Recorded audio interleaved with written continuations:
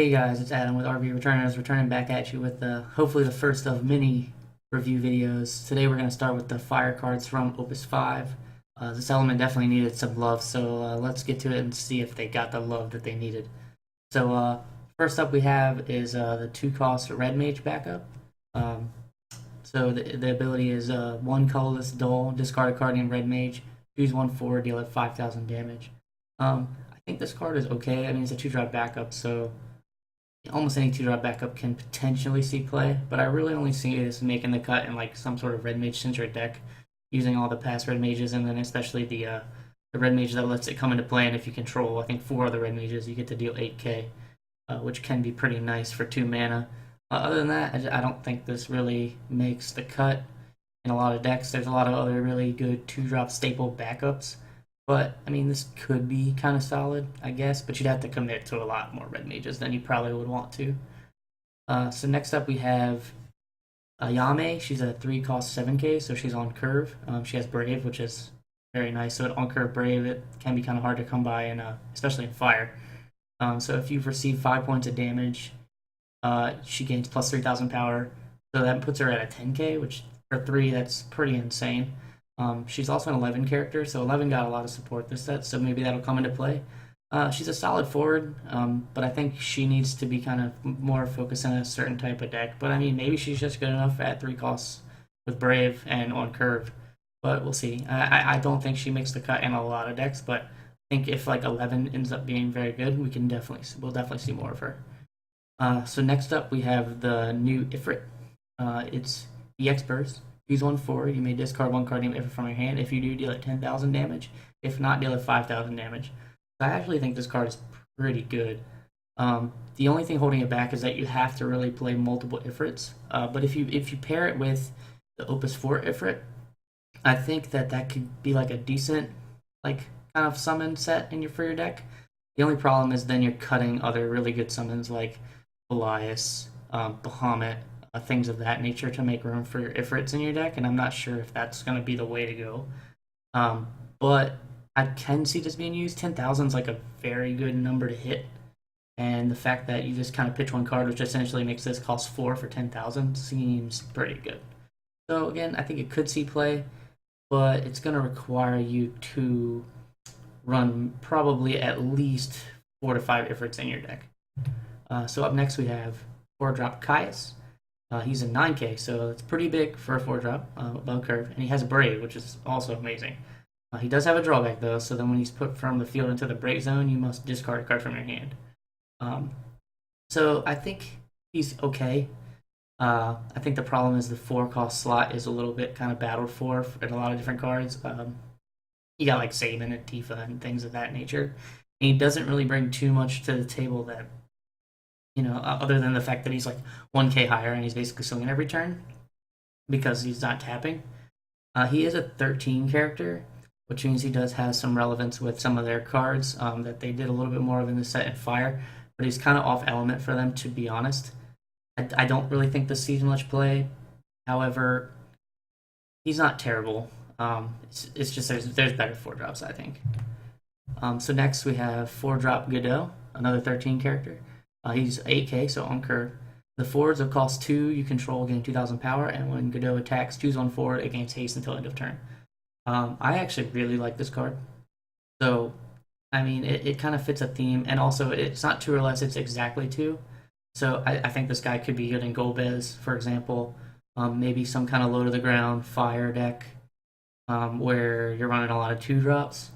And also when he attacks, he just gives something haste, which can be good. Like, that can be anything that he gives haste to. So I think this guy could definitely see play in certain types of decks. I don't think he just kind of fits in everywhere.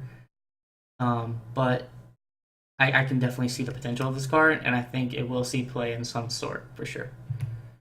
Next we have is 2-cost Carla. She's a backup. She's an Agito Cadet. She is tap, dull 1 active forward, choose 1 attacking forward, it gains plus 1,000 power till this turn. So again, it's a 2-drop backup, so I mean, when you look at those, usually they're pretty playable. However, this one's cost is a bit steep for what it does. You have to dull an active forward as well as tap this, so that's I feel like that's committing a lot of resources just to get 1,000 power, and you have to be attacking, and you can't really use this on the defense. I don't really think this sees play.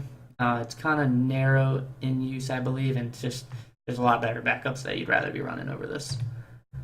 So next we have Royal Ripeness. So it's a 5-cost monster, so big guy. Royal Ripeness cannot be chosen by fire summons or fire abilities. Pay 1 fire until end of turn. Royal Ripeness also becomes a forward with 9,000 power, and when Royal Ripeness attacks, deal 3,000 damage to all forward opponent controls. You can only use this ability once per turn. So again, this is another 13 character, which I guess could be relevant if you were running some kind of like lightning fire and you needed some kind of trigger for lightning. But I don't really see that as like a very good archetype at the moment.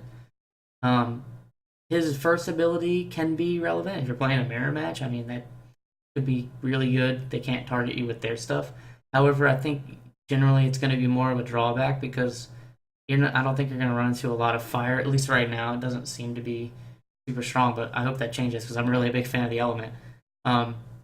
So really, it's going to be you can't target it with your own Belias, you can't target it with your own guy's abilities, you can't use like Godot to haste this, things like that. It's kind of most comparable to Emperor Zonde in the fact that it's about the same size when it activates, except you have to pay a fire every time you want to attack with it, and it's a little bit harder to deal with because it's a monster and not a forward. Also, his damage is AOE, not to just one guy. So Zonde is just one guy, deal 5 to 1. This is 3 to everything. So you could stack this ability, for example, with say like the Opus 4 Rangers or something, and maybe you're doing like kind of like a board sweep type thing.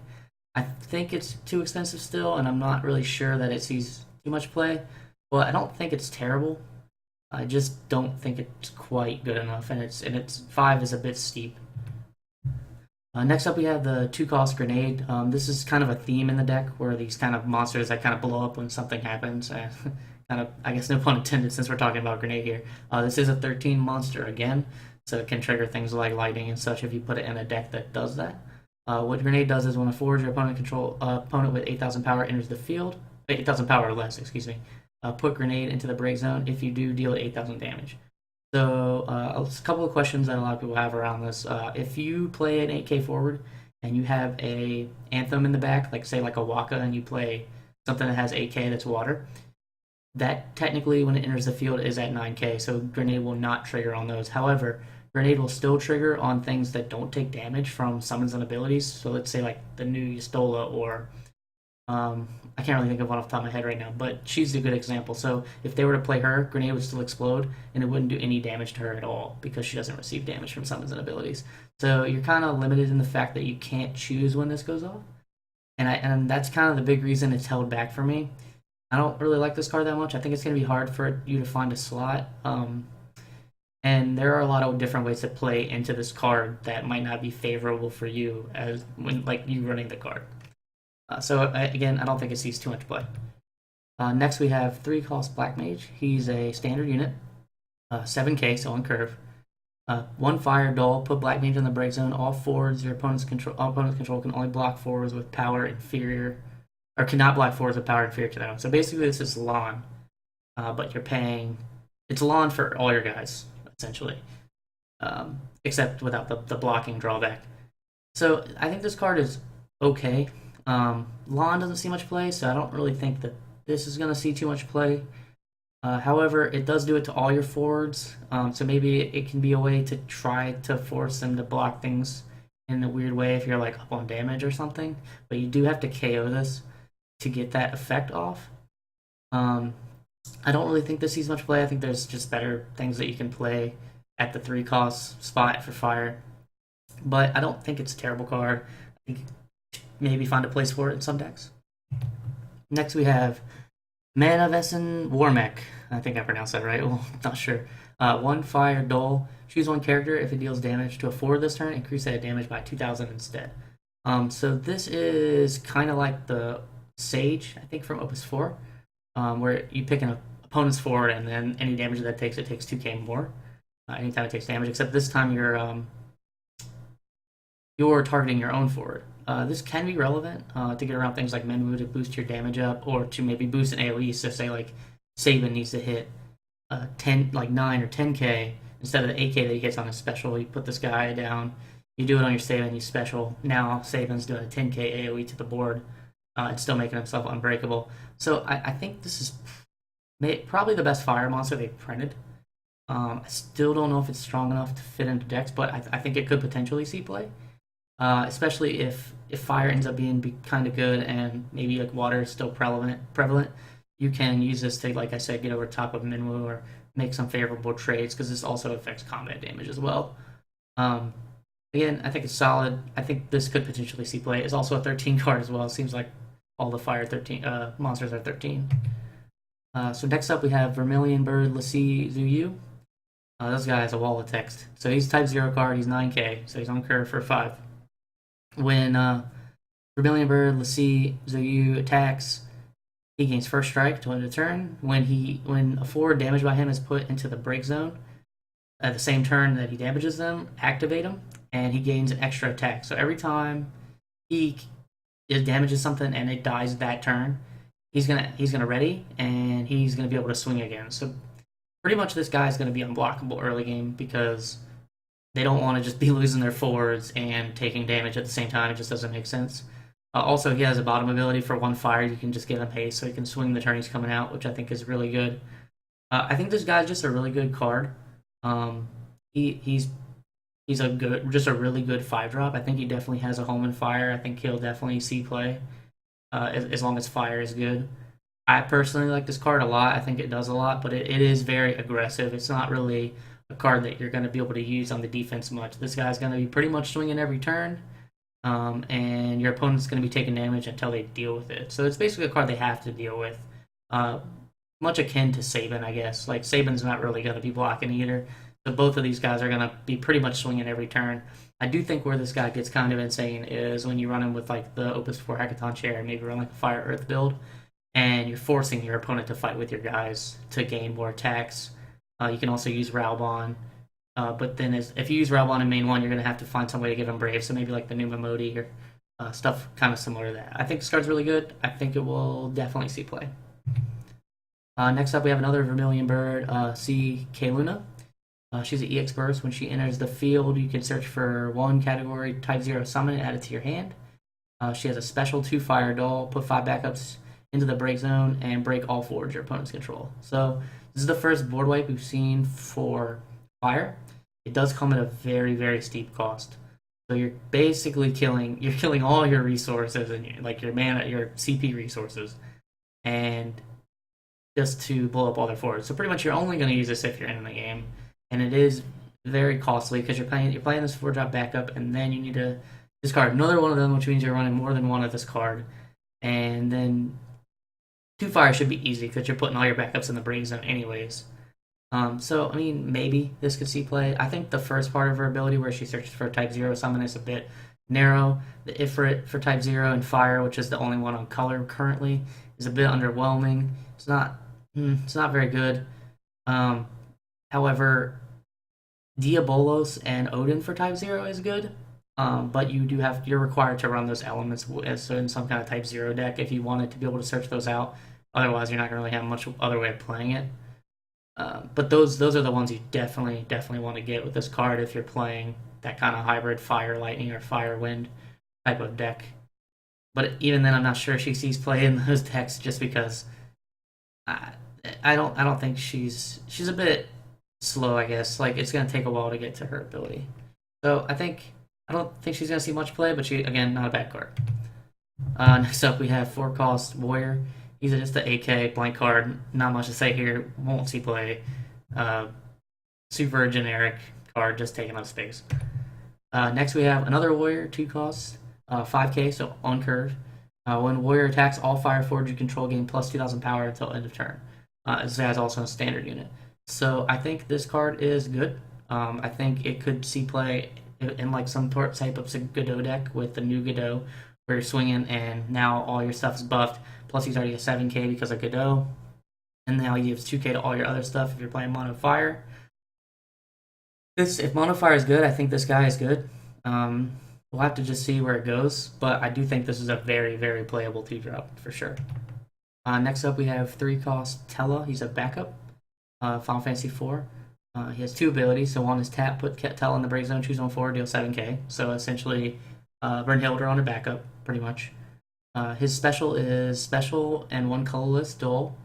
Choose 1/4, remove the top card of your deck from the game, deal it 4,000 damage for each CP required to play the removed card.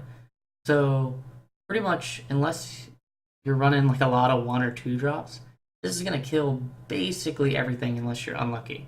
If you get a 3-drop off the top that's 12k damage to a forward, that's going to kill pretty much everything.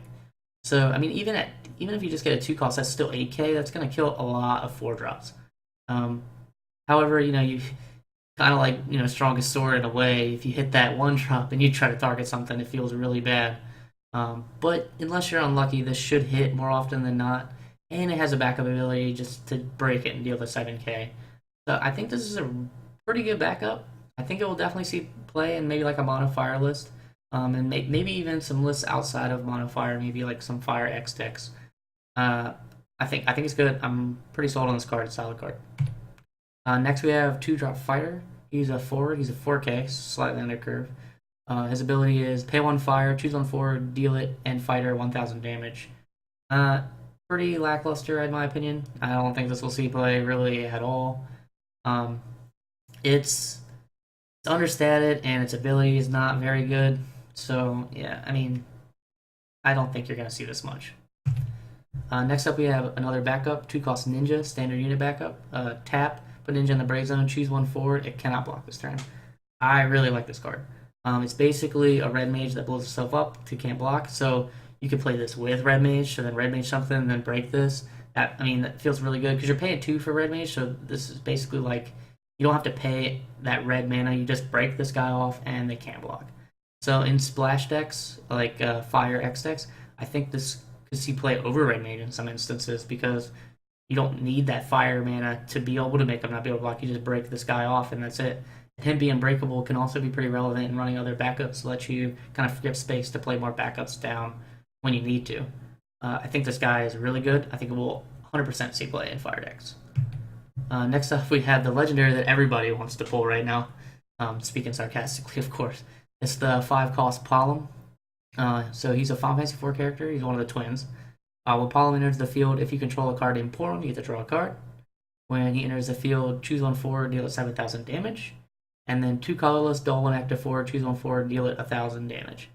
So first off, he's really understated for a 5-drop. 4k, we're looking at VV stats at this point, and VV is really good because he's dealing a lot of damage, and he's putting a body on the board. So I guess that's kind of what they were trying to go with here. So he's essentially VV, because VV most of the time is going to be dealing about 7k in general. This guy always gets 7k, so I guess that's kind of relevant. He doesn't really get his value unless Porum's on the field and you're getting that draw card. His third ability is just abysmal. Like, I'm not even sure why it's there. I really feel like they could have come up with something better. I think I'm not sure, especially on a legendary card. I don't think you're gonna use this outside of a twin deck at all.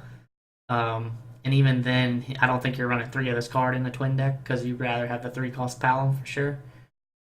And again, I don't think you're ever going to use this guy's second ability.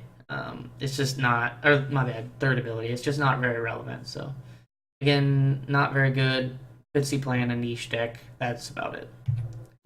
Next, we have the other legendary set. It's the 7-cost Summon Phoenix.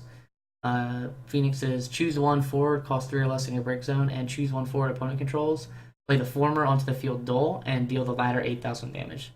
So, if you think about it, deal 8,000 damage, costs about 4 mana, and then getting a 3-drop back from your KO upon playing it. That's 3. So you're kind of making out because you're getting it back from your break zone, something that's kind of already there because you pitched it. So it's about what it, on cost with what it's worth, to be honest. I think this could be really good in certain decks as long as 3-drops, like the 3-drops you're pulling back are relevant. So maybe say you play this, you get back your VV, you VV target something else, and you deal 8k to something else, and maybe the VV's hitting something for 7k and you're taking care of 2 forwards for 7 mana. That feels really good. Any kind of 3-drop with an ETB effect stacked on top of this is probably really good. I do wish that it was maybe a little bit better costed, maybe like 6 or so, but that might be asking for too much. I definitely think this card will see play. I think it's a really solid summon, and it could definitely do a lot of things for you. Next, we have the 4-cost Volker, sorry. He's a 8k, so uncurve. He's 11 character, which is, again, kind of got a lot of support this set. When Volker or a category 11 forward enters the field, choose one forward. It cannot block this turn. And he has a special Vorpal Blade. Choose one blocking forward and break it. I think this card is solid. It's good. You have a tutor for it in Fire Earth now with Star Sybil. If you're playing a lot of 11 cards, this guy gets a ton of value. Like, you're just making tons of things not blockable. And then also, if you have that special, if they try to chump, or not chumps up, but like you do like a favorable block, just pitch one of this guy and now they're dead. That could be good. I think he's solid. He, again, is fighting for a spot that's very hard to contest for at 4. But I think there's definitely merit to this guy seeing play, especially in something like 11 heavy and maybe a lot of, you want to make things unblockable kind of thing. I think it could definitely see play. Next up, we have the 2-drop Mizuki. He's a type 0 card. Pay 1 mana, or 1 colorless, tap, choose one forward, deal it 1000 damage. I think this is okay. It's not, it does about what it should do for about the cost. Maybe it's a little bit less, honestly, because you're tapping her and dealing 1, or paying 1, so essentially 2. You count tapping her as 1. I think this is like very borderline to see play. I don't think it's super good, but it's not super bad. You could play this, but I think there's just a lot better 2-drops that you could be playing instead. Next card we have is 3-drop backup. It's Paravir. He's a standard unit and FF Tactics Advance 2. When he enters the field, all forwards you control cannot be broken this turn. So pretty much this guy is a Sabin for all your forwards for 1 turn. I think that's pretty solid. It kind of just does its thing once it hits the field and that's it, and it's not breakable, so it's going to kind of sit there. But for Fire, I think it does kind of what it needs to do. I think this finds a home probably in Mono Fire. Not sure it sees play outside of that much, but it definitely could. It's got a solid enough ability, and I think it could definitely have some uses. I think this definitely sees play in Fire decks, and I like this card. Next up, we have 3-drop Riot. He is another type 0 forward, 9k, so very overstated. Riot does not activate during your active phase, and when a forward you control is put from the field into the break zone, activate Riot. So basically, once he swings once, he's dull until something on your field dies, so a forward on your field dies, and then he readies. So this guy could be a good blocker for a 3-drop 9k. However, I'm not sure if he's good enough, since Fire kind of wants to be faster and not as really defensive. So, maybe if you play him this guy in Fire Earth and you give him Brave, that feels really good, because then you don't care because he's not dulling. But as soon as you run against Ice and this guy gets dulled once, that feels pretty bad. And the fact that basically you have to get rid of something somehow for him to ready back up. I don't think he's terrible. I don't think he sees much play. But I think there is merit maybe thinking about running him in certain decks for sure. Next up, we have the 3-cost Luneth. This is kind of like a theme in the deck and the set as well. This Warrior of Light kind of anthem stuff, and each element has one, or 4 elements have one. Excuse me. So, job Warrior of Light, Forge, and Fire Forwards other than Luneth you control gain plus 1,000 power. Build a total of 4 active Fire Forwards or Fire Backups, so a combination. Or you can do all of one or the other if you want. Choose one forward, deal at 2,000 damage. So, not really a fan of this. I don't really think it really finds a home in Fire decks. The Anthem is nice, giving your stuff plus 1,000. But, that's really all he's doing. You could just play Lowbrow for that. You could play both, I guess, but I'd rather just play Lowbrow. Dulling the 3 and dealing 2k just doesn't feel very good at all, especially when we just had a 2-drop backup that could dull itself and 1 and deal 1,000. I guess you're dulling one more thing and you get an extra 1,000. I don't know. It just doesn't feel good to me. He has a Warrior of Light, which is kind of like a push theme, but I don't feel like it's very good yet.